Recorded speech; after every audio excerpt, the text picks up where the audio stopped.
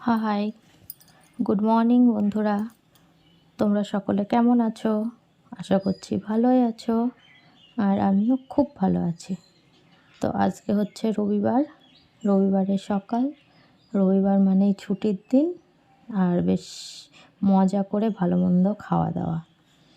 তো আজ সে কথা ভেবেই চলে গেছিলাম বাতাইয়ে মাছের বাজারে মাছ নিতে।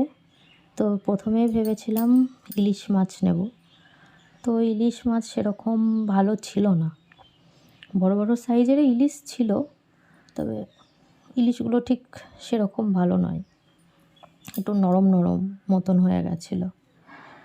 তো মাছের বাজার ঘুরে ঘুরে ঘুরে ঘুরে এই মাছটার দিকে চোখ গেল প্রথমেই। 8 কেজি ওজনের মাছ ছিল। মাছটার নাম হচ্ছে কালবাউস। তো আমরা ঠিক করলাম যে এই মাছটাই নেব।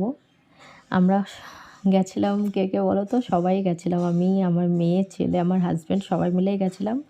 তো সবাই ঠিক করলাম এই মাছটাই নেওয়া যাক। তো আমরা 1.5 কেজি মতন এই মাছটা নিয়েছি। তো মাছটা নিয়ে গিয়ে বাড়িতে রান্না করব। তো যখন রান্না করব, রান্নার রেসিপিটা অবশ্যই তোমাদের সঙ্গে শেয়ার করব।